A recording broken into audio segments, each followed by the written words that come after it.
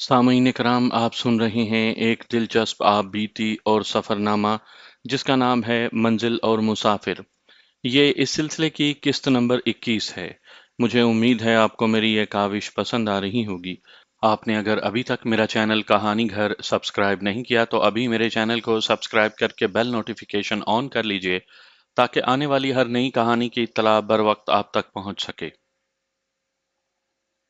बात पुरानी हो गई है लेकिन वो रात मुझे आज तक इस तरह याद है जैसे गुजरी हुई रात का वाकया हो। अचानक घटाएं गरजने और चमकने लगीं और इस तरह तेज और मूसलाधार बारिश शुरू हो गई जैसे हमारे झोंपड़े बहाकर अपने साथ दरिया में ले जाएगी। बिजलियां कड़कती थीं तो यूं लगता था जैसे जंग हम तक पहुंच गई हो और तोपें हमारे करीब ही फायर कर रही हों। बारिश का शोर कानों के पर्दे फाड़ रहा था। इसके साथ ही झक्कड़ भी था जो तेजो तुंद होता जा रहा था। मुझे झोंपड़े में घुटन सी महसूस होने लगी। मैंने झोंपड़े का दरवाजा खोल दिया। ये तूफान बादे बारां था, मुझे अच्छा लगता था। मेरे झोंपड़े के अंदर दिया जल रहा था। मैं लेट गया। हर रात की तरह उस रात भी कुछ यादें और कुछ बातें जहन में आ रही थी। बारिश और तूफान का शोर इतना ज्यादा था कि कोई हल्की फुल्की आवाज या आहट तो सुनाई ही नहीं देती थी, लेकिन मुझे यूं महसूस हुआ जैसे झोंपड़े के अंदर कोई आहट है जो इस तूफान की पैदा करदा नहीं। मुझे हल्की सी गुराहट भी सुनाई दी। पहले तो मैंने उसे टाल दिया और कोई तवज्जो ना दी, लेकिन गुराहट एक बार इतनी ऊंची हो गई कि मैंने लेटे लेटे सर ऊपर करके पीछे देखा तो मेरा खून ही खुश्क हो गया। एक भेड़िया झोंपड़े के अंदर आ गया था और वो मेरी तरफ देखकर आहिस्ता आहिस्ता गुर्रा रहा था। मैंने कोई हरकत न की। अगर मैं डर कर उठ बैठता तो ये भेड़िया मुझ पर हमला कर देता। यह भी मुमकिन था कि दौड़कर भाग जाता, लेकिन दरिंदे का कोई भरोसा नहीं होता। मेरे पास यानी मेरे करीब कोई हथियार नहीं था। रिवॉल्वर और जापानियों की राइफलें वगैरह साथ वाले कमरे में थी। मैं सोचने लगा कि मैं उठा और दूसरे कमरे में गया तो भेड़िया हमला कर देगा, लेकिन यह खतरा भी था कि मैं लेटा रहा तो भी यह मुझ पर हमला कर सकता है। ये तो मैं जानता था कि भेड़िया बारिश से बचने के लिए अंदर आया है, लेकिन मुझे यह भी मालूम था कि भेड़िया अकेला नहीं हुआ करता। ये दो नहीं तो चार जरूर होंगे और इम्कान ये था कि ये ज्यादा भी हो सकते हैं और इसके बाकी साथी इसके पीछे अंदर आ सकते हैं। दरवाजा खुला हुआ था। मेरे लिए बड़ा ही खौफनाक मसला पैदा हो गया। भेड़िया टहलता टहलता आगे चला गया और झोंपड़े के कोने में बैठ गया। मेरे पास कोई ऐसी चीज भी नहीं थी जो उसकी तरफ फेंकता और वो भाग जाता। वो तो बड़े आराम से बैठ गया था जैसे ये झोंपड़ा मेरा नहीं उसका था। इसके साथ ये मुसीबत आई कि तूफान का एक ऐसा जोरदार झोंका आया कि झोंपड़े का दरवाजा ठा करके बंद हो गया। भेड़िया जरा सा बिदका और बैठा रहा। ऐसा तो नहीं हो सकता था कि मैं भेड़िए से कहता कि लो भाई, तुम भी रात यहीं गुजार लो, लेकिन जरा शरीफों की तरह। मैं सो जाऊं तो तुम भेड़िए पन पर ना उतर आना। वो दरिंदा मेरी ख्वाहिशात का तो पाबंद नहीं था, ना वो मेरी जबान समझ सकता था। मैं दरवाजे के करीब था और भेड़िया सामने वाले कोने में बैठ गया था। मुझे यही एक सूरत नजर आई कि मैं उठकर दरवाजा खोलूं और बाहर निकल जाऊं, लेकिन जरूरी नहीं था कि भेड़िया भी बाहर निकल जाता। इसमें खतरा यह भी था कि मैं उठा तो भेड़िया मुझ पर आ पड़ेगा। मैंने फिर दाएं बाएं देखा, लेकिन कोई एक भी ऐसी चीज मेरे करीब नहीं थी जो मैं उस पर फेंकता। मगर अब खतरा ये पैदा हो गया था कि दरवाजा बंद था और अगर मैं इसे छेड़ता तो वो अपने आप को कैद में समझकर मुझ पर बड़ा ही जोरदार हमला करता। मैंने उसे देखा कि उसने अपना मुंह आगे करके नीचे रख दिया था, जैसे वो सोना चाहता हो। मैंने सोचा कि खतरा तो मोल लेना ही पड़ेगा। जूं ही उसने मुंह नीचे रखा, मैंने बड़ी तेजी से चादर अपने ऊपर से हटाई और बहुत ही तेजी से उठा और डाइव करने के से अंदाज में दरवाजे की तरफ गया। दरवाजा मेरी टक्कर से खुल गया और मैं बाहर जा पड़ा। बारिश ऐसी तूफानी कि बाहर खड़ा नहीं हुआ जाता था। संभल कर अंदर देखा, भेड़िया कान खड़े करके गालिबन सोच रहा था कि ये क्या हुआ। वो बाहर आने के मूड में नहीं था। मैंने बाहर से पत्थर उठाया और बड़ी जोर से उसे मारा। पत्थर उसे लगा और वो कुत्ते की तरह चीखा और उठ खड़ा हुआ। मैंने एक और पत्थर मारा, तब वो दौड़ा और दरवाजे से बहुत तेजी के साथ निकलकर सीधा मेरी तरफ आया। मुझे उसके रास्ते से हटने की मोहलत ही ना मिली।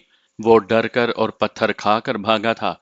उसकी रफ्तार इतनी तेज थी कि वो मेरी टांगों से टकराया तो मेरी दोनों टांगें मेरे नीचे से निकल गईं और मैं पीठ के बल गिरा और टांगें ऊपर हो गईं। भेड़िया इस तसादुम से और ज्यादा डरा और उसकी रफ्तार और ज्यादा तेज हो गई। मैं इससे ज्यादा तेजी से था और अंदर को भागा और दरवाजा बंद करके अंदर से इस तरह जकड़ दिया कि खुल ना सके। एक तो मैं बारिश में भीग गया था और मेरे कपड़ों में से पानी टपक रहा था। इसके साथ ही कपड़े कीचड़ से लथपथ हो गए थे। भेड़िया तमाशा कर गया था। मैंने अल्लाह का शुक्र अदा किया कि बाल बाल बच गया। मैंने कपड़े उतार फेंके और एक चादर लपेट ली और दिया बुझाकर सो गया। सुबह उठकर बाहर देखा तो हर तरफ पानी ही पानी नजर आया। ये बस्ती आबाद करने वाले कोई अकल वाले लोग थे। जहां झोंपड़े खड़े किए गए थे वहां जमीन एक तरफ से ऊंची और दूसरी तरफ से नीची थी। वहां पानी नहीं रुक सकता था। आगे जहां जमीन हमवार थी वहां झील बनी हुई थी। दरिया की तरफ देखा तो पतन नजर नहीं आ रहा था। ऊपर के इलाकों में बारिश ऐसी ही बरसी होगी जिसने दरिया को सैलाबी कर दिया था। सैलाब भी ऐसा कि दरिया के किनारे डूब गए थे। मेरे झोंपड़े के आगे तकरीबन 1 गज चौड़ा बरामदा सा बना हुआ था। वहां बहुत सी चिड़ियां और छोटे छोटे परिंदे मरे पड़े थे। अगले रोज वांग और 5-6 दूसरे आदमी मेरी और मेरे झोंपड़े की खैरियत मालूम करने आए। वांग तो मेरा खलीफा बन गया था। उन लोगों ने बताया कि चंद एक झोंपड़ों की छतें उड़ गई हैं। बातों बातों में वांग ने कहा कि अब वो मुझे किसी दिन उस कस्बे में ले जाएगा जहां से ये लोग अपनी जरूरत की अशिया लाया करते हैं। हम कस्बे को ही जा रहे थे कि रास्ते में फजलदाद मिल गया और उसे उठाकर हम वापस आ गए थे। उस वक्त भी वांग और उसके साथी मुझे ये कहकर कस्बे की सैर के लिए तैयार कर रहे थे कि मैं एक ही जगह रह रहकर उकता गया हूं, इसलिए बार बार कहता हूं कि यहां से चला जाऊंगा। इसका इलाज उन्होंने ये सोचा था कि मुझे कस्बे में ले जाएं ताकि मेरे जहन से घुटन निकल जाए। अब वो फिर यही कह रहे थे। मैं खुद महसूस कर रहा था कि मुझे यहां से किसी तरफ कुछ देर के लिए चलना चाहिए। 3-4 दिनों के बाद अलग सुबह हम 3-4 आदमी कस्बे को रवाना हुए, लेकिन अब हम पैदल नहीं थे। हम 4 आदमी थे और 4 खच्चरें थीं जिन पर हम सवार थे। बस्ती में 5 खच्चर और 2 गधे थे। कस्बे तक रास्ता सीधा होता तो 15-16 मील था, लेकिन रास्ते में बड़ा ही घना जंगल था। दलदल वाली छोटी छोटी झीलें थी, ऊंची नीची टेकरियां और चट्टानें थीं और कोई बाकायदा रास्ता नहीं था। वहां कोई आबादी ही नहीं थी तो रास्ता कौन बनाता। 16-17 मील का फासला 100 कोस का फासला लगता था। वहां जंगल का एक हिस्सा दुश्वार गुजार था और दरिंदों की वजह से खतरनाक भी। सबसे बड़ा खतरा उस सांप का था जो दरख्तों पर रहता है और कोई नीचे से गुजरे तो उसे पेशानी पर काट लेता है। फिर जमीनी सांप थे और जहां झीलें थीं वहां अजदहा और मगरमच्छ भी थे। ज्यादा खतरा दरख्त वाले सांप का था। हमारी बस्ती के जो लोग कस्बे को आते जाते रहते थे उन्होंने सफर के लिए कदरे महफूज इलाका देख रखा था और वो उसमें से गुजरते थे, लेकिन महफूज वो भी नहीं था। मैं राइफल तो साथ नहीं ले जा सकता था क्योंकि वो फौजी राइफल थी और कस्बे में पकड़ी जा सकती थी। वोंग वगैरह ने मुझे बताया था कि कस्बे में फौजी दफ्तर भी है और फौजी इधर उधर घूमते फिरते भी हैं। उन कस्बों और बड़ी आबादियों में जो महाज के बिल्कुल करीब होती हैं, इंटेलिजेंस के आदमी वहां मौजूद होते हैं और मिलिट्री पुलिस की नफरी भी। वो हर किसी को शक्की निगाहों से देखते हैं। सिंगापुर, मलाया, बर्मा वगैरह जापानियों के हाथों गंवा कर अंग्रेजों को पता चला था कि जापानियों का जासूसी का निज़ाम उन मुल्कों की इंतहाई नाजुक और अहम रगों तक पहुंचा हुआ है। हिंदुस्तान में भी जापान के जासूस हिंदुस्तानियों की सूरत में मौजूद थे। अंग्रेज इस मामले में बहुत ज्यादा हसास हो गए थे। मुझ पर यह शक नहीं हो सकता था कि मैं भगोड़ा फौजी हूँ। मेरी दाढ़ी खासी लंबी हो गई थी और मैंने समीउल्लाह का लंबा चोगा पहन रखा था। सर पर मौलवियों वाली पगड़ी थी और मैंने कंधे पर रुमाल डाल रखा था। ये सारा हुलिया किसी मौलाना या किसी पीरो मुर्शद का था। किसी को पता नहीं चल सकता था कि मैंने नेफे में अंग्रेज पायलट का रिवॉल्वर उड़स रखा है जिसमें 6 गोलियां हैं और 18 गोलियां बेल्ट में लगी हैं और बेल्ट मेरी कमर से बंधी है। हम जंगल में चले जा रहे थे। हम उस जगह से गुजरे जहां मैंने एक छोटा सा मगरमच्छ मारा था। फिर उस जगह से भी आगे निकल गए जहां फजलदाद मिला था। एक आदमी खच्चर पर सवार आगे आगे जा रहा था। वो नीचे कम और ऊपर दरख्तों को ज्यादा देखता जाता था। जिस दरख्त का टहन नीचे को आया हुआ होता उसे तो वो ज्यादा गौर से देखता था। ऐसे ही टहनों पर वो सांप होते थे जो ऊपर से झुककर नीचे से गुजरने वाले के माथे पर डस लेते थे। ये आदमी इसीलिए आगे था कि इसे उन सांपों को दरख्तों के पत्तों में से पहचान लेने का सही तजर्बा था। आसमान पर सावन के बादल मंडला रहे थे और एक तरफ से घटा उठ रही थी। हम गोरों की बातें करते जा रहे थे। मैं बार बार कहता था कि उन अंग्रेजों की गुलामी से आजाद होना है, लेकिन मैंने देखा کہ ان लोगों को आज़ादी या गुलामी से कोई दिलचस्पी नहीं थी। उस जंगल में शेर की मौजूदगी यकीनी थी। ये तो मैं बता चुका हूं कि भेड़िए आम थे। पहले कभी मैंने ये भी बताया है कि जो इलाके जंग की जद में आ गए थे, उन इलाकों के जंगलों में से दरिंदे भाग कर इस तरफ आ गए थे। मेरे साथी मुझे बताते थे कि हम चूंकि ज्यादा आदमी हैं, इसलिए कोई दरिंदा हम पर हमला नहीं करेगा। दरिंदे अकेले वकेले आदमी पर हमला करते हैं। हम आधे से ज्यादा रास्ता तय कर चुके थे। अब हम ऐसे इलाके में जा रहे थे जिसमें दरख्त कुछ दूर दूर थे और टीकरियां भी कुछ पीछे हट गई थी। चलने का रास्ता आसान हो गया था। हम एक टीकरी के साथ साथ चले जा रहे थे। टीकरी खत्म हो गई। वो आदमी जो हमारे आगे जा रहा था दाएं तरफ देख कर रुक गया। हम उस तक पहुंच कर रुके तो उसने टेकरी के पिछली तरफ इशारा किया। मैंने उधर देखा। किसी इंसान की हड्डियां बिखरी हुई थीं। हमारा गाइड उस तरफ खच्चर को मोड़ कर चल पड़ा। वांग ने उसे कहा कि रुक कर क्या करोगे, चलो आगे। लेकिन उस आदमी ने तो जैसे सुना ही ना हो। मैंने उस तरफ देखा तो मुझे यूं शक हुआ जैसे उन हड्डियों के साथ दोनाली बंदूक पड़ी हो। कपड़ों के टुकड़े तो साफ नजर आ रहे थे। मैंने अपना खच्चर उधर को मोड़ लिया। बाकी साथी भी वहां आ गए। वाकई वहां दोनाली बंदूक पड़ी हुई थी और उससे कुछ दूर बेल्ट पड़ी हुई देखी जिसमें कारतूस उड़ से हुए थे। मैं खच्चर से उतरा तो बाकी भी सब उतर आए। मैंने बंदूक उठाकर खोली। उसमें दो कारतूस पड़े हुए थे, लेकिन दोनों ही फायर किए हुए थे। मैंने बंदूक अपने एक आदमी को दे दी और कारतूस वाली बेल्ट वो भी उठा ली। उस बदकिस्मत शख्स की हड्डियां अलग अलग पड़ी थीं। पसलियों का पिंजर एक तरफ, उससे कुछ दूर खोपड़ी थी जिस पर अभी कुछ खाल बाकी थी और बाल भी थे। खोपड़ी के अंदर कुछ गोश्त था और इसी तरह किसी हड्डी पर जरा सी खाल चिपकी हुई थी और कुछ बाल भी थे। मुख्तसर ये कि हड्डियों की हालत बताती थी कि इस शख्स को चंद दिन पहले ही खाया गया हो। हड्डियां पुरानी नहीं थी। बंदूक से पता चलता था कि ये शिकारी था और शिकार के लिए आया था। हड्डियों पर कीड़े मकोड़े रेंग रहे थे। हम सब खच्चरों पर सवार हुए और वहां से चल पड़े। मेरे दिल पर कुछ बुरा ही असर हुआ और मैं सोचने लगा कि यह बेचारा ना जाने कौन था और इसके घर वाले इंतजार करते रहे होंगे कि वो शिकार मार कर लाएगा। कोई बेवकूफ आदमी था, मेरे एक साथी ने कहा। इस जंगल में अकेले शिकार के लिए आना खुदकुशी की कोशिश होती है। इन जंगलों में इंसान तो यूं मारा जाता है जिस तरह कीड़ा मकोड़ा पांव तले आ जाता है। इस जंगल में कोई तजर्बाकार शिकारी ही शिकार खेल सकता है। एक और साथी ने कहा, इसे दरिंदों ने मारा होगा। ऐसे ही बातें करते चले गए। दो साथियों ने दो शिकारियों का ऐसा ही अंजाम सुनाया और यही बातें करते करते हम कस्बे में दाखिल हो गए। इस कस्बे का नाम वोदन था। ये कस्बा नहीं बल्कि ये एक बड़ा गांव था। इर्द गिर्द बांसों के बने हुए बड़े अच्छे झोंपड़े थे और उनके आगे कुछ मकान पक्के भी थे और कुछ पत्थरों और मिट्टी के बने हुए झोंपड़े भी थे, लेकिन मेहनत और खूबसूरती से बनाए गए थे। मेरा ख्याल था ये एक गुमनाम गांव होगा जिसे जंग ने कुछ अहमियत दे दी थी। मैंने दूर ही से दो फौजी ट्रक देखे। फौज की वजह ही से इस कस्बे को अहमियत और रौनक मिली थी। कस्बे को इतना ज्यादा बयान करने की जरूरत नहीं। मैं आपको एक खास बात सुनाना चाहता हूँ। ये सुनाने से पहले मैं ये बता दूं कि उस जमाने में स्मगलिंग के नाम से शायद बहुत कम लोग वाकिफ होंगे, लेकिन उस कस्बे में कुछ इस तरह की स्मगलिंग होती थी कि फौजी राशन सिविल के कुछ जराइम पेशा आदमियों के हाथ लग जाता था। वो उसे जरूरतमंद लोगों तक अच्छी खासी कीमत पर पहुंचाते थे। जंग अजीम के दौरान अंग्रेज सारे हिंदुस्तान का अनाज और दीगर अशियाई खूरदनी महाजों पर पहुंचता रहता था। फौज की सप्लाई के महकमे में वसी पैमाने पर करप्शन शुरू हो गई थी। हमारी बस्ती में जो राशन जाता था वो फौज का चुराया हुआ राशन होता था। हम कस्बे में दाखिल हुए। बाजार खासा बारौनक था। दुकानें खुली हुई थीं। लोग खरीदो फरोख्त में मसरूफ थे। चलते चलते वांग ने एक आदमी को आवाज दी। उस आदमी ने रुक कर पीछे देखा तो दौड़ा आया। वांग खच्चर से कूद कर उतरा और उसके साथ बगलगीर हो गया। वांग ने मेरी तरफ इशारा किया तो आदमी आहिस्ता आहिस्ता मेरी तरफ आया। मैं उसकी तरफ बढ़ा और उस आदमी ने झुककर मेरे साथ मुसाफा किया और मेरे हाथ चूमे। मेरे दूसरे साथी भी खच्चरों से उतर आए और वो शख्स उन सब से मिला।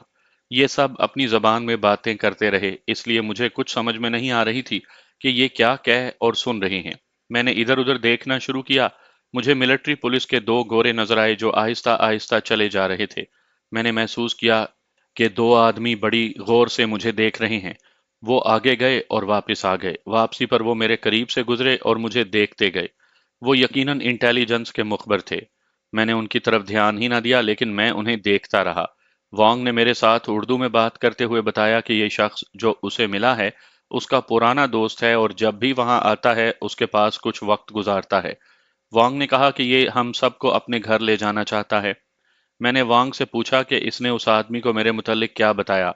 वांग ने कहा कि उसने ये बताया है कि मैं रंगून में दुकान करता था और हम इकट्ठे वहां से भागे थे। उसने मेरे मुतालिक ये भी बताया कि मैं रंगून की एक मस्जिद में इमामत भी किया करता था। वो शख्स बर्मा के एक और बड़े शहर मांडले का रहने वाला था और वहां से भागकर यहाँ आ गया था। वांग ने बाद में मुझे बताया था कि ये कोई शरीफ आदमी नहीं, बल्कि मुअज्जिज किस्म के मुजरिमों में से है और ये फरेबकारी और धोखाधड़ी का माहिर है। वांग ने उसका नाम बताया था, जो इतना मुश्किल था जो मैं थोड़ी ही देर के बाद भूल गया था। उसके नाम का तलफ़ुज़ भी बड़ा मुश्किल था। आदमी हंसमुख और जिंदा दिल मालूम होता था। शक्लो सूरत के लिहाज से भी वो पुरकशिश था। वो हमें अपने घर ले गया। उसका घर छोटा सा लेकिन बड़ा ही खूबसूरत था। उसने हमें एक कमरे में बिठाया जिसमें बड़ी अच्छी किस्म की कुर्सियां रखी हुई थी और एक चौड़ी तपाई भी थी। साफ पता चलता था कि खुशहाल आदमी है। थोड़ी देर बाद उसका नौकर चाय ले आया जिसके साथ बिस्किट्स और एक दो और चीजें भी थीं। हमारा मेजबान वांग से ज्यादा अच्छी उर्दू बोलता था। उसने मेरे साथ कुछ बातें की, फिर वो वांग और मेरे दूसरे साथियों के साथ अपनी जबान में बातें करने लगा। मैंने देखा कि बातें करते करते वांग और उसके साथी चौंके। इससे मैं समझ गया कि उसने कोई नया इंकशाफ किया है या कोई सनसनीखेज बात कह दी है। लो साहब, वांग ने मुझे कहा, ये हमें उस आदमी का वाकया सुना रहा है जिसकी हड्डियों का पिंजर वगैरह जंगल में देखा था। मैंने इसे बताया है कि यह बंदूक उसी की है जो हम उठा लाए हैं। वांग ने बंदूक और कारतूसों वाली बेल्ट उसे दिखाई। हमारे मेजबान ने अपनी जबान में बात शुरू की और वो बोलता ही चला गया। एक बार उसने रुककर मुझसे उर्दू में कहा कि मेरे इन मेहमानों में सिर्फ वांग उर्दू समझता है, इसलिए मैं दूसरे मेहमानों की खातिर उनकी जबान में बात कर रहा हूँ। उसने कहा कि ये आपको सारी कहानी सुना देंगे। इसके बाद वो फिर अपनी जबान में सारी बात सुनाने लगा। मैं अपने साथियों के चेहरों को देखता रहा। उनके चेहरों पर तरह तरह के तासुरात आते और जाते थे। ये कोई बड़ी दिलचस्प कहानी मालूम होती थी। चाय चलती रही और कहानी भी चलती रही और खासा वक्त गुजर गया। गालिबन 1.5-2 घंटे गुजर गए थे। आखिर हम उठे और मेजबान से हाथ मिलाकर आ गए। वांग मुझे सैर कराना चाहता था, लेकिन मैं वांग से वो कहानी सुनना चाहता था जो उसे मेजबान ने सुनाई थी। मैं आपको ज्यादा इंतजार नहीं करवाऊंगा। बेहतर समझता हूं कि आपको वो बात पहले सुना दूं। मैंने वांग से कहा कि मुझे वो पहले ये बात सुनाए, लेकिन वांग ने कहा कि उस शख्स की मौत का वाकया इत्मीनान से सुनाने वाला है। जब वापस चलेंगे तो रास्ते में सुनाता जाऊंगा। वांग ने मुझे सारे कस्बे में घुमाया फिराया। इसका अच्छा खासा असर रसूख बाजार में नजर आया। अक्सर दुकानदार उसे आवाज देकर बड़े प्यार और मोहब्बत से या एहतराम से सलाम करते थे। मैं अपने मतलब की चीजें देखता फिर रहा था। एक दो फौजी नजर आ रहे थे।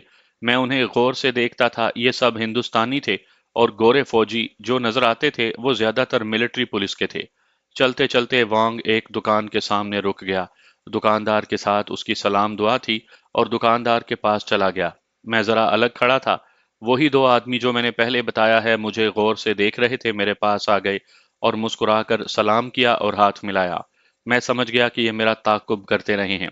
उन्होंने जब बात की तो मैंने जाना कि ये बंगाली हैं। गहरी सांवली रंगत से तो वो बंगाली ही लगते थे, लेकिन उनका उर्दू का लबो लहजा साफ बताता था कि ये बंगाल के नहीं। आपको पहले कभी नहीं देखा, उनमें से एक ने कहा और पूछा, आप कहाँ रहते हैं? ये तो आप देख रहे हैं कि मैं हिंदुस्तानी हूँ, मैंने कहा। रंगून में मेरी दुकान थी, बड़ी अच्छी चल रही थी, लेकिन बेड़ा गर्क उन जापानियों का कि उन्होंने हमला कर दिया और वहां से भागना पड़ा। अब मैं जंगल में एक छोटी सी बस्ती में रहता हूँ। ये सब लोग मेरे साथ आए थे, आगे रास्ते बंद हो गए थे, इसलिए हम वहीं रुक गए। मैंने उनसे पूछा कि वो कहाँ के रहने वाले हैं। एक ने कहा कि वो सलेहट का रहने वाला है। दूसरे ने बोगरा का नाम लिया। बोगरा मशरकी बंगाल का एक शहर है। मैंने पूछा कि वो यहाँ क्या कर रहे हैं, तो उन्होंने बताया कि यहाँ उनकी सप्लाई का कारोबार है और वो एक ठेकेदार के मामूली से हिस्सेदार हैं। वो मेरे साथ हाथ मिलाकर चले गए तो वांग ने मुझसे पूछा, तो मैंने उन्हें ऐसी वैसी बात तो नहीं बता दी। मैंने वांग से पूछा कि वो उन्हें जानता है। वांग ने बताया कि उन्हें वो अच्छी तरह जानता है। ये अंग्रेजों के जासूस हैं। मतलब ये कि वो इंटेलिजेंस के मुखबर थे। मैंने जो हुलिया बना रखा था और जिस तरह मेरी दाढ़ी बड़ी हुई थी, यानी मौलवियों जैसी थी, इससे लोगों को धोखा दिया जा सकता था। इंटेलिजेंस के मुखबिरों की आंखों में धूल नहीं झोंकी जा सकती थी। इंटेलिजेंस वाले जानते थे कि जासूस अमूमन मेरे वाला भेष बदल लिया करते हैं और इबादत गाहों में बैठकर जासूसी किया करते हैं। मैं ये नहीं बता सकता कि उन मुखबरों ने मेरी बात सही मान ली थी या नहीं। बहरहाल हम थोड़ी देर बाद वहां से चल पड़े। हमें शाम से पहले पहले उस जंगल से गुजरकर अपनी बस्ती तक पहुंचना था। दरिंदे शाम के बाद बाहर निकलते और अपना शिकार ढूंढते हैं। हम कस्बे से निकले और वापसी का रास्ता इख्तियार किया। वांग ने अपना खच्चर मेरे खच्चर के पहलू के साथ रखा और उसने बात शुरू कर दी। बात यह थी कि जब फौज ने अपना दफ्तर इस कस्बे में आकर बनाया तो एक अधेड़ उम्र आदमी जो आसाम का रहने वाला मुसलमान था, फौज के साथ ही यहाँ आ गया। वो फौजी नहीं था, सिविलियन था, लेकिन किसी को भी मालूम नहीं था कि उसकी नौकरी और ड्यूटी क्या है। उसका नाम शुजाउद्दीन था। वो किसी दफ्तर में तो बैठता नहीं था, अमूमन बाजार में उस कस्बे की गलियों में आहिस्ता आहिस्ता घूमता फिरता नजर आता। शक्लो सूरत से बड़ा ही पुरवकार और मुस्कुराता हुआ लगता था। हर किसी के साथ सलाम दुआ रखता और रुक कर खैर खैरियत पूछता रहता। कभी कभी वो यहाँ से गायब हो जाता और कभी 1 महीना और कभी 2 महीने लगा कर वापिस आता। हर कोई उसे इज्जत से मिलता क्योंकि उसका सारा अंदाज और मिलने जुलने का तौर तरीका शरीफ आदमियों वाला था। वो एक बड़े अच्छे मकान में रहता था जिसमें उसका एक नौकर था। बीवी बच्चे नहीं थे। ये तो सबको पता चल गया था कि वो शराब पीता है, और फिर ये भी देखा गया कि एक बर्मी जवां साल औरत उसके घर जाने लगी है। साफ बात थी कि उस औरत के उसके साथ ताल्लुकात काबिले एतराज थे। उसके नौकर से कोई पूछता कि तुम्हारा मालिक क्या करता है, या उसके घर की कोई और बात की जाती तो नौकर हंसकर टाल देता या वैसे ही बात को गोल कर जाता। ये तो सबको पता चल गया था कि ये फौज का या अंग्रेजों का खास काबिले एतमाद आदमी है, और जिसे चाहे अंग्रेजों से फायदा दिलवा सकता है और जिसे चाहे नुकसान पहुंचा सकता है। मुख्तसर ये कि ये आदमी पुरस्रार था। इस कस्बे से 2 आदमी पकड़े गए जो यहाँ के रहने वाले नहीं थे। उन्होंने यहाँ आकर ये बताया था कि रोजगार की तलाश में आए हैं। वो दोनों आसाम के रहने वाले हिंदू थे। उन्हें कोई रोजगार ना मिला तो एक दुकान खोल ली जिसमें उन्होंने सिगरेट वगैरह रख लिए, लेकिन 1 ही महीने के बाद वो लापता हो गए। आखिर पर्दा उठ गया और मालूम हुआ कि उन दोनों को शुजाउद्दीन ने गिरफ्तार करवाया था, क्योंकि वो दोनों जापानियों के जासूस थे। फिर उसने 3 और तालीम याफ्ता किस्म के आदमी इस तरह गिरफ्तार करवाए कि एक रात मिलिट्री पुलिस ने उन तीनों के घरों पर छापे मारे और कुछ लिटरेचर बरामद हुआ, और ये सबूत मिल गया कि उन लोगों का ताल्लुक उस इंडियन नेशनल आर्मी के साथ है जो जापानियों ने तैयार कर रखी है। ये कारनामा भी शुजाउद्दीन का था। ये भी पता चला कि शुजाउद्दीन ने अपने मुखबर तैयार कर रखे थे। वो जो कुछ अरसे के लिए गायब हो जाता था वो जासूसी के सिलसिले में जाता था। उसे कई बार फौजी गाड़ी से कस्बे से जाते देखा गया था। उस कस्बे में एक खानदान था जिसका ताल्लुक बुद्ध मजहब के साथ था। उनकी 2 जवान लड़कियां थीं और दोनों खासी खूबसूरत थीं। एक रात फौज ने उस घर पर भी छापा मारा और 2 जवान आदमियों को पकड़ कर ले गई। पता चला कि ये छापा भी शुजाउद्दीन ने मरवाया था। उस खानदान को सब लोग जानते थे। बड़ा ही शरीफ और इज्जत वाला बल्कि अजमत वाला घराना था। कोई सोच भी नहीं सकता था कि उस घर में जासूस भी पैदा हो सकते हैं। लोगों में शुजाउद्दीन के खिलाफ चह में गोइयां होने लगीं। 3-4 दिनों के बाद उस खानदान के ये दोनों पकड़े हुए आदमी घर आ गए और फिर देखा कि उस खानदान की बड़ी लड़की एक अंग्रेज मेजर के क्वार्टर में गई। उसके बाद ये लड़की उस मेजर के साथ घूमती फिरती नजर आने लगी। बात बड़ी साफ थी, वो ये कि ये मेजर उस लड़की को चाहता था या शुजाउद्दीन ने उस मेजर को खुश करने के लिए ये लड़की उसके साथ लगा दी थी। और उसका तरीका ये इख्तियार किया था कि उस घर पर छापा मरवाया, लड़की के 2 भाइयों को गिरफ्तार करवाया और अंदर ही अंदर कोई सौदेबाजी हुई और लड़की ने अपने भाइयों की खातिर उस अंग्रेज मेजर के साथ दोस्ती लगा ली। ये भी सुनाया गया कि आसाम से 1 या 2 आदमी आए थे और उन्होंने शुजाउद्दीन के मुतल्लिक बताया था कि ये अंग्रेजों का मुखबर है और पुलिस को उसने मुखबरी के जरिए हाथ में ले रखा है, और इस तरह बाज शरीफ घरों की लड़कियों को खराब कर चुका है। उन्होंने ये भी बताया कि वहां उसके आदमी जिससे चाहें जग्गा टैक्स वसूल कर लेते हैं। ये इस शख्स की शोहरत है। उसके पांव इस कस्बे में जम गए तो उसने जगह टैक्स यहां भी लेना शुरू कर दिया था, लेकिन इतना आम नहीं। किसी बड़े दुकानदार के यहाँ जा धमकता और उससे कहता कि इतने पैसे फौरन निकालो, वरना फौज को तुम पर शुबा है कि तुम जासूस हो। उसकी इस किस्म की हरकतों ने इस सारे कस्बे में उसे बदनाम कर दिया। پہلے لوگ اسے احترام سے سلام کرتے تھے لیکن اب اس کے ساتھ کوئی بات نہیں کرتا تھا۔ لیکن اس شخص کو اس کی کوئی پرواہ نہیں تھی۔ اس کے پاس انگریزوں کی اتھارٹی تھی اور انگریزوں کا روب استعمال کرتا تھا۔ اسی قصبے میں ایک مسلمان گھرانہ بھی رہتا تھا۔ مسلمانوں کے چند اور گھر بھی تھے۔ اس مسلمان گھرانے میں ایک بڑی ہی خوبصورت اور کنواری لڑکی تھی۔ وہ بغیر پردے کے باہر نکلا کرتی تھی۔ شجاع الدین کی نظر اس پر پڑ گئی اور وہ اس لڑکی کو پھانسنے کی کوشش کرنے لگا۔ اس نے لڑکی کے باپ کے ساتھ میل جول شروع کر دیا اور اس کے گھر بھی جانے لگا۔ یہ بھی دیکھا گیا کہ ایک بار وہ چاولوں کی بوری اٹھا کر اس مسلمان کے گھر گیا تھا۔ اس سے لوگوں نے یہ رائے قائم کی کہ یہ لڑکی کی خاطر اس گھر کو فوج کا راشن مفت سپلائی کر رہا ہے۔ لڑکی کا باپ عزت و شرافت والا تھا اور اس گھرانے کا شمار شریف گھرانوں میں ہوتا تھا۔ وہ نمازی اور پرہیزگار آدمی تھا۔ ایک روز اس نے اپنے پڑوسیوں کو بتایا کہ شجاع الدین اسے دھمکیاں دیتا ہے کہ اپنی بیٹی کو میرے گھر بھیجا کر ورنہ تمہیں گرفتار کروا دوں گا۔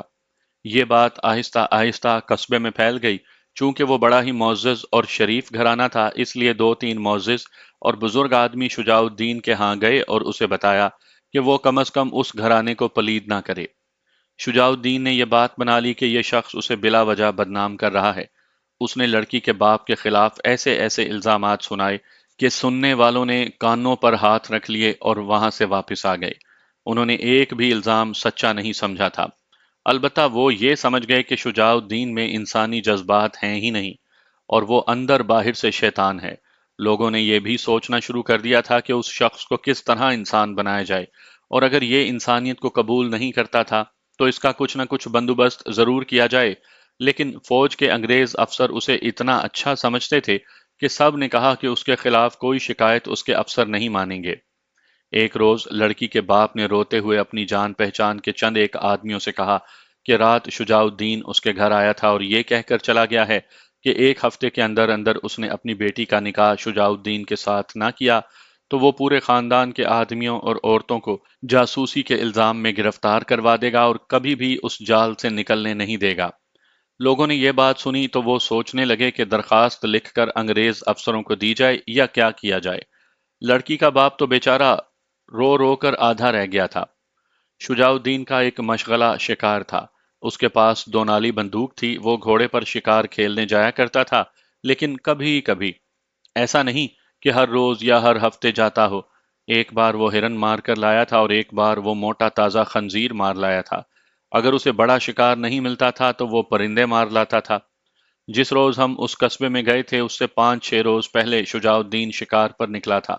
وہ گھوڑے پر سوار تھا اور اس کے ساتھ اپنا ایک آدمی تھا جو اس کے لیے مخبری کیا کرتا تھا۔ وہ بھی اچھا خاصا بدماش آدمی تھا۔ وہ شجاع الدین کے ساتھ پیدل جا رہا تھا۔ وہ دونوں صبح کے وقت نکلے تھے۔ 12 بجے کے بعد شجاع الدین کا یہ آدمی سر پٹ گھوڑا دوڑاتا قصبے میں واپس آیا۔ بہت ہی سخت گھبرایا ہوا تھا۔ خوف اس کے چہرے پر جیسے لکھا ہوا تھا۔ اس نے بازار میں آ کر گھوڑا روکا اور پہلے ایک دو آدمی اس کے پاس رکے، پھر ہجوم اس کے گرد اکٹھا ہو گیا۔ اس نے اپنی ہانپتی کانپتی سانسوں سے خوفزدہ آوازوں میں لوگوں کو سنایا کہ وہ قصبے میں سے نکلے تو شجاع الدین نے اسے کہا کہ آج میں بڑا شکار کھیلوں گا۔ وہ کہتا تھا کہ آج شیر سامنے آ جائے تو مزہ ہی آ جائے۔ وہ چلتے گئے اور 4-5 میل دور جنگل میں جا پہنچے۔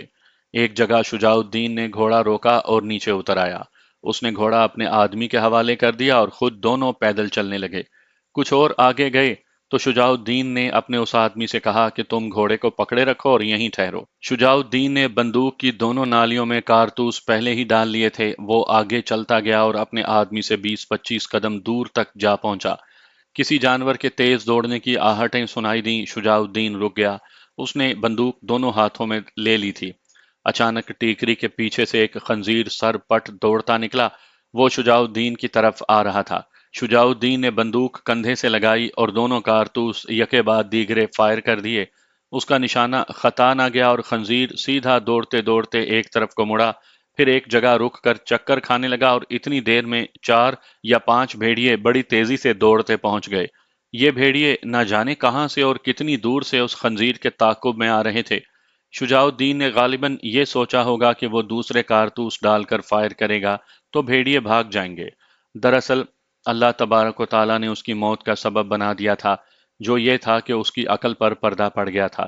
وہ بڑے شکار کا شوقین تو تھا، لیکن اسے معلوم نہیں تھا کہ درندے اپنا شکار چھوڑا نہیں کرتے۔ بھیڑیے تو کسی صورت قبول نہیں کرتے کہ کوئی اور ان کا شکار اٹھا کر لے جائے۔ خنزیر ابھی گرا نہیں تھا اور شجاع الدین ابھی بندوق سے فائر کیے ہوئے کارتوس نکال بھی نہیں پایا تھا۔ خنزیر چکر کھاتے کھاتے شجاع الدین کے قدموں کے قریب آ کر گرا اور تڑپنے لگا۔ اس کے سارے جسم پر خون ہی خون تھا۔ بھیڑیے بھی وہاں پہنچ گئے۔ شجاع الدین بندوق کی نالیاں کھول ہی نہ سکا، بہت جلدی میں تھا، اس لیے گھبراہٹ میں اس سے نالیاں نہ کھلی۔ بھیڑیوں نے خنزیر پر حملہ کر دیا۔ شجاع الدین کو اپنی جان کے لالے پڑ گئے۔ اس نے بندوق کی نالیاں پکڑ کر بندوق گھمائی، بٹ ایک بھیڑیے کو لگا۔ وہ بھیڑیا چیختا ہوا پرے چلا گیا اور بڑے غصے سے غراتے ہوئے شجاع الدین کی طرف آیا۔ شجاع الدین کا خیال تھا کہ وہ بھیڑیوں کو بھگا دے گا۔ اس کی بندوق کو دیکھ کر بھیڑیے ذرا سے پیچھے ہٹے اور ایک چکر میں گھومنے لگے۔ ایک بھیڑیا اس کے پیچھے چلا گیا اور وہاں سے بھیڑیے نے جست لگائی تو شجاع الدین کے کندھوں پر جا پنجے گاڑے اور اس کی گردن پیچھے سے منہ میں لے لی۔ اپنے ساتھی کو دیکھ کر دو اور بھیڑیے شجاع الدین پر حملہ آور ہوئے۔ وہ جان گئے تھے کہ خنزیر ان کا شکار تھا، لیکن شجاع الدین اس پر قبضہ کرنا چاہتا تھا۔ شجاع الدین خنزیر کو اپنا شکار سمجھ رہا تھا، لیکن وہ شاید یہ بھول گیا تھا کہ درندے اپنا فیصلہ خود کیا کرتے ہیں اور وہ دوسری پارٹی کا موقف نہیں سنا کرتے۔ شجاع الدین کے ساتھی نے دیکھا کہ سارے بھیڑیے شجاع الدین پر ٹوٹ پڑے اور اسے گرا لیا۔ شجاع الدین کا ساتھی جو 20-25 قدم پیچھے تھا، وہ بڑی تیزی سے گھوڑے پر سوار ہوا اور ایڑ لگا دی۔ گھوڑا ہوا ہو گیا اور قصبے میں جا دم لیا۔ لوگوں نے یہ بات سنی تو کسی ایک نے بھی نہیں کہا کہ بہت افسوس ہے کہ شجاع الدین مارا گیا۔ اگر کسی نے بلند آواز میں نہ کہا تو اپنے پاس کھڑے آدمی کے کان میں یہ سرگوشی ضرور کی کہ چلو یہ شیطان تو ختم ہوا۔ وانگ کو اس کے جس دوست نے میری موجودگی میں یہ کہانی سنائی تھی، اس نے وانگ کو بتایا کہ اس مسلمان لڑکی کے باپ کو بعض لوگوں نے کہا کہ اللہ کا شکر ادا کرو کہ وہ خبیث مارا گیا ہے اور تمہاری بیٹی کی عزت بچ گئی ہے۔ میرے منہ سے ایسی بد دعا تو نہیں نکلی تھی۔ لڑکی کے باپ نے آہ لے کر کہا، میں نے یہ ضرور کیا تھا کہ گزشتہ رات عشاء کی نماز کے بعد نوافل پڑھنے شروع کیے تو پڑھتا ہی چلا گیا، حتیٰ کہ میں تھک کر چور ہو گیا۔ پھر میں نے ہاتھ پھیلا کر اللہ سے التجا کی کہ یا اللہ، میری معصوم بیٹی کو محفوظ رکھنے والا تو ہی ہے۔ اس کے بعد میری زبان سے کوئی لفظ نہ نکلا، کیونکہ میں اتنا رویا کہ اپنے آپ پر قابو نہ رہا۔ اب میں اللہ کی عظمت کو بصر و چشم سلام کرتا ہوں کہ اس کی ذات باری نے میرے خاندان کی اور میری بیٹی کی عزت بچا لی ہے، اور کوئی نہ ہو تو اللہ تو ہے ہی۔ امید تھی کہ جس طرح شجاع الدین نے فوج کی خدمت کی تھی، فوجی افسر کسی کو بھیجیں گے کہ جا کر دیکھو، اگر شجاع الدین کی لاش پڑی ہے تو اٹھا کر لے آؤ۔ فوج کی طرف سے ایسی کوئی کاروائی نہیں ہوئی۔ دو آدمی جو شجاع الدین کے اپنے ہی مخبر تھے گئے تھے، لیکن دور سے ہی واپس آ گئے۔ انہوں نے شجاع الدین کی ہڈیاں دیکھیں، بندوق بھی دیکھی اور دور سے ہی دیکھ کر واپس آ گئے۔ یہی کچھ ہم نے دیکھا تھا اور بندوق وانگ نے لے لی تھی۔ وہ بندوق بستی میں لے آیا تھا اور اس کے کارتوس بھی وانگ نے اپنے پاس رکھ لیے تھے۔ میں اس واقعے پر کوئی تبصرہ نہیں کروں گا، اس پر تبصرہ قرآن مجید میں موجود ہے۔ میں اس بڑھاپے میں ایک روز تلاوت قرآن کر رہا تھا تو میری نظریں پارہ 28 کی سورہ طلاق کی آیت نمبر 9 پر رک گئیں۔ اللہ تعالیٰ اس آیت میں فرماتے ہیں، انہوں نے اپنے کیے کا مزہ چکھ لیا اور ان کا انجام نقصان والا ہی ہونا تھا۔ ہم جب اس قصبے سے واپس اپنی بستی میں پہنچے تھے، اس وقت سورج غروب ہو رہا تھا۔ اس وقت تک میں حشاش بشاش تھا۔ اس سیر کا طبیعت پر بڑا اچھا اثر پڑا، مگر شام کا کھانا کھا کر جب میں تنہا اپنے جھونپڑے میں بیٹھا تھا تو اچانک دل میں ایک بڑی ہی ناگوار گرفت محسوس کی۔ اسے گھبراہٹ کہہ لیں، خفقان کہہ لیں، ہوا یوں کہ دل بجھ سا گیا اور ساری تازگی جو اتنی اچھی سیر سے حاصل کی تھی بالکل ہی ختم ہو گئی۔ ایک تو شجاع الدین کا انجام یاد آ گیا، ذہن میں اس طرح کے تصورات آنے لگے کہ بھیڑیوں نے اسے کس طرح چیرا پھاڑا ہوگا، اور آخری وقت اس شخص نے کیا سوچا ہوگا۔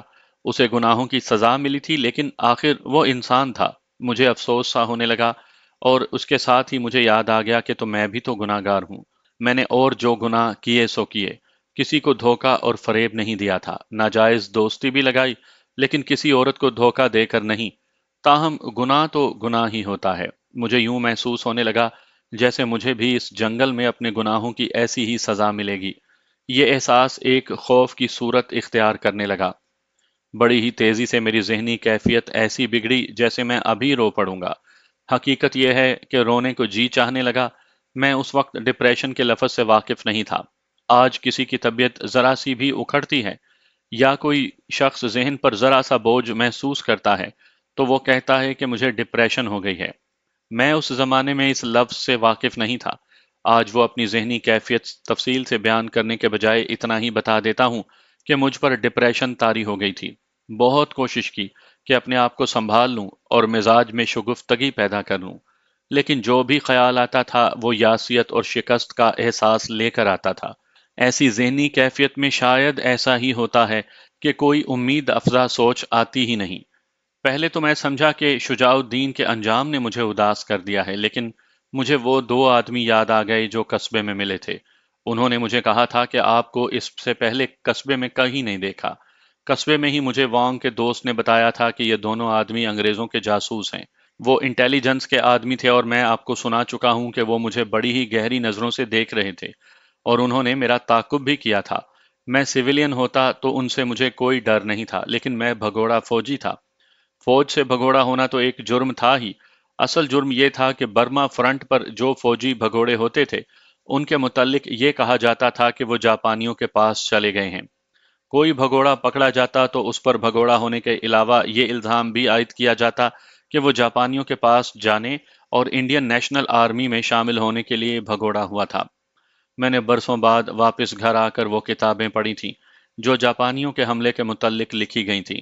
جنرل اسلم نے ایک کتاب برما فرنٹ کے متعلق لکھی تھی، اس کا میں پہلے بھی حوالہ دے چکا ہوں۔ اس نے لکھا کہ جنگ کے دوران فوجی بھگوڑے ہوتے ہی رہے ہیں، لیکن سب سے زیادہ فوجی برما فرنٹ سے بھگوڑے ہوئے تھے اور یہ انگریزوں کے لیے ٹیڑھا مسئلہ بن گیا تھا۔ ان بھگوڑوں کی زیادہ تر تعداد جاپانیوں کے پاس چلی گئی تھی۔ برما فرنٹ کے قریب اور اس علاقے میں جو چھوٹی بڑی آبادیاں تھیں اور جنگ سے محفوظ تھیں ان میں انٹیلیجنس کے آدمی اور مخبر پھیلا دیے گئے تھے۔ کسی پر ذرا سا بھی شک ہو جاتا کہ بھگوڑا فوجی ہو سکتا ہے، اسے پکڑ لیا جاتا۔ میں تو تھا ہی غیر برمی، اس لیے مجھ پر شک کیا جا سکتا تھا۔ بگڑی ہوئی ذہنی کیفیت میں میرے دل پر یہ خوف بیٹھنے لگا کہ قصبے میں جن دو آدمیوں نے مجھے دیکھا تھا وہ یہاں آ جائیں گے اور مجھے پکڑ لیں گے۔ امن کے زمانے میں چھاؤنی سے بھگوڑا ہونے کی سزا زیادہ نہیں ہوتی، لیکن محاذ سے بھاگنا اور رائفل اور ایمونیشن ساتھ ہی لے جانا بڑا ہی سنگین جرم ہوتا ہے، جس کی سزا 10 سال سے 14 سال تک ہو سکتی ہے۔ اس وقت بھی یہ سزا اتنی ہی تھی۔ ذہن پر چونکہ یاسیت مسلط ہو گئی تھی، اس لیے جو بھی تصور آتا تھا وہ اس یاس انگیز ہوتا۔ مجھے ذہن کی آنکھوں سے یوں نظر آنے لگا جیسے میں پکڑا گیا ہوں اور کورٹ مارشل سے مجھے 10 سال سزائے قید مل گئی ہے۔ قید کے تصور نے مجھے ریت کی ڈھیری بنا دیا۔ مجھے اپنے والدین اور بہن بھائی یاد آئے اور خیال آیا کہ انہیں کس قدر صدمہ ہوگا۔ گھر والوں کا خیال آیا تو گھر یاد آنے لگا۔ کبھی تو میں اپنے آپ کو کوسنے لگتا کہ میں نے بھگوڑا ہونے کا ارادہ کیا ہی کیوں تھا۔ میں نے اتنا بھی نہ سوچا کہ آئی این اے میں جانا ہی ہے تو وہاں تک پہنچنے کا کوئی راستہ، کوئی وسیلہ پہلے تلاش کرتا۔ میں تو بلا سوچے سمجھے محض جذبات کی مصنوعی روشنی میں چل پڑا، اور اس روشنی نے کسی نہ کسی مرحلے میں آ کر بجھ جانا تھا۔ وہ اس رات بجھ گئی۔ مجھے گھر کا ایک ایک فرد یاد آیا، واجدہ اور اس کا خاوند بھی یاد آیا۔ میرے تو آنسو نکل آئے۔ پھر سوچ آ گئی کہ فوج کی طرف سے میرے گھر والوں کو یہ اطلاع کبھی کی مل چکی ہوگی کہ تمہارا بیٹا محاذ پر لاپتہ ہو گیا ہے۔ گھر والے میرا ماتم کر رہے ہوں گے۔ میں نے سونے کی کوشش کی لیکن صاف پتہ چل رہا تھا کہ میں آج رات سو نہیں سکوں گا۔ ایک اور خیال آ گیا، اس نے تو اور زیادہ ڈرا دیا۔ وہ جاپانیوں کا اسلحہ اور ایمونیشن تھا جو میرے جھونپڑے میں پڑا ہوا تھا۔ پہلے جس طرح جاپان کی ایک پارٹی یہاں آئی تھی اور میں نے ان سب کو مار ڈالا تھا، اسی طرح ایک اور پارٹی آ سکتی تھی۔ جنگ میں ایسے خطرے کا امکان موجود تھا۔ مجھے خیال آیا کہ جاپانیوں کی ایک اور پارٹی یہاں آ گئی تو وہ اپنے ملک کا یہ اسلحہ دیکھ کر پوچھے گی کہ یہ کہاں سے آیا۔ میں نے سوچا کہ جاپانیوں کو ذرا سا بھی شک ہوا کہ ہم نے ان کی اس پارٹی کو مارا تھا تو وہ میرے سمیت بستی کے کسی بچے کو زندہ نہیں چھوڑیں گے۔ جاپانیوں کا خیال آیا تو مجھے انگریز کیپٹن یاد آیا جو پیٹرول ڈیوٹی پر ایک سیکشن کے ساتھ ادھر آ نکلا تھا۔ وہ کوئی اچھا آدمی تھا جس نے میری ہر بات کو سچ مانا اور بڑی شرافت سے چلا گیا تھا۔ انڈین آرمی کی کوئی سیکشن یا پلاٹون بھی آ سکتی تھی۔ میرے پکڑے جانے کا خطرہ بہرحال موجود تھا۔ میں نے سوچا کہ صبح ہوتے ہی جاپانیوں کا اسلحہ اور ایمونیشن کہیں چھپا دوں گا اور اپنے پاس صرف رائفل رکھوں گا اور وہ ریوالور اپنے پاس رکھوں گا جو میں نے انگریز پائلٹ سے لیا تھا۔ رات کی خاموشی میں مجھے بادلوں کی ہلکی گرج سنائی دینے لگی جو ابھی بہت دور تھی۔ وہ برسات کا موسم تھا اور گرجتی کڑکتی گھٹائیں کسی وقت بھی آ جایا کرتی تھیں۔ یہ ہلکی ہلکی گرج جو مجھے سنائی دینے لگی تھی بڑی تیزی سے بلند ہوتی گئی، جس کا مطلب یہ تھا کہ پانی سے لدی ہوئی گھٹائیں بڑی تیز رفتاری سے آ رہی ہیں۔ کچھ ہی دیر کے بعد آسمان میں ایسا دھماکہ ہوا جیسے میرے جھونپڑے کے قریب ہی توپ فائر ہوئی ہو۔ پھر آسمان میں توپیں فائر ہونے لگیں۔ بارش بہت ہی تیز بلکہ طوفانی تھی۔